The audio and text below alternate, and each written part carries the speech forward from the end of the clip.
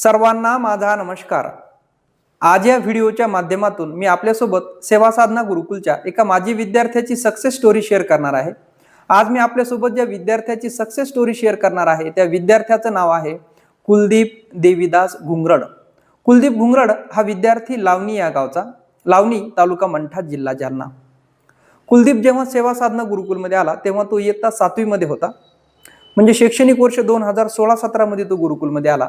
शैक्षणिक वर्ष 2016-17 आणि 17-18 असे 2 वर्ष तो गुरुकुलमध्ये होता। म्हणजे कुलदीपने इयत्ता 7वी-8वीचं शिक्षण गुरुकुलमध्ये पूर्ण केलं आहे।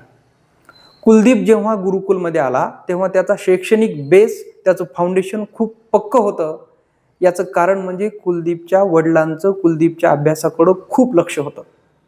गुरुकुलमध्ये आला तर त्याला इंग्रजी वाचता यायची, गणिताच्या सर्व क्रिया यायच्या, मराठी वाचता यायची, म्हणजे तो सर्व विषयामध्ये खूप हुशार होता।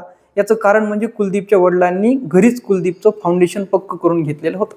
मग गुरुकुलमध्ये आल्यानंतर आमच्या असं लक्षात आलं की हा विद्यार्थी अभ्यासामध्ये हुशार आहे, तर चला आपण याला गुरुकुलाच्या कार्यक्रमामध्ये भाषण करण्याची संधी देऊ। आणि कुलदीपला भाषण खूप छान करता यायचं। म्हणजे कुलदीप गुरुकुलाच्या वेगवेगळ्या कार्यक्रमांमध्ये भाषण करायला लागला आणि हळूहळू त्याचा कॉन्फिडन्स वाढायला लागला। कुलदीपने 7वी-8वी पर्यंतचं शिक्षण गुरुकुलमध्ये पूर्ण केल्यानंतर पुढील शिक्षण घेण्यासाठी तो छत्रपती संभाजीनगर या ठिकाणी गेला आणि 10वीला कुलदीपने 92.80% मार्क्स मिळवले, 92.80% मार्क त्याने मिळवले। त्यानंतर 12वी सायन्समध्ये कुलदीपने 79.80% मार्क्स मिळवले, 79.80%।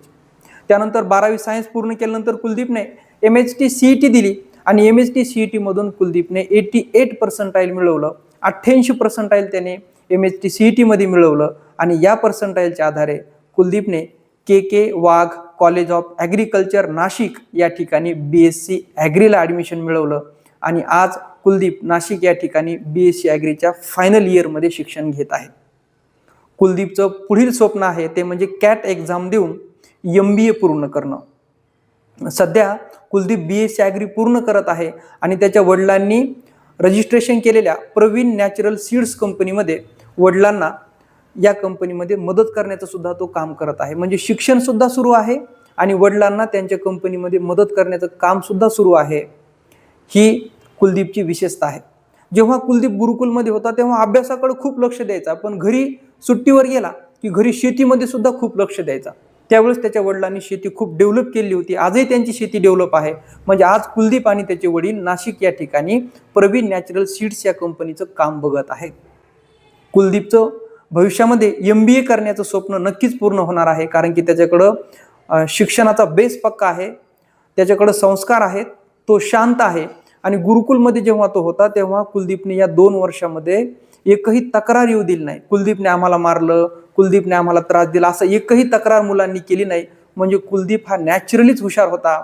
त्याच्या वडिलांचं कुलदीपकडे खूप लक्ष होतं। म्हणून कुलदीपच्या सक्सेस स्टोरीमधून आपण हे शिकायचं आहे की ज्या मुलांच्या वडिलांचं लहानपणापासून मुलांच्या शिक्षणाकडे लक्ष असतं ते मुलं भविष्यात यशस्वी होतातच। म्हणून लहानपणापासूनच मुलांच्या आईवडिलांनी मुलांच्या बेसिकवर फाउंडेशनवर काम केलं पाहिजे, हा महत्त्वाचा संदेश या सक्सेस स्टोरीमधून कुलदीपच्या आपण घेणार आहोत। या यशस्वी स्टोरीचा सेवा साधना गुरुकुलला सार्थ अभिमान वाटतो। सेवा साधना गुरुकुलाकडून कुलदीपला मी पुढील शिक्षणासाठी पुनश्च एकदा खूप खूप शुभेच्छा देऊन या ठिकाणी थांबतो। धन्यवाद।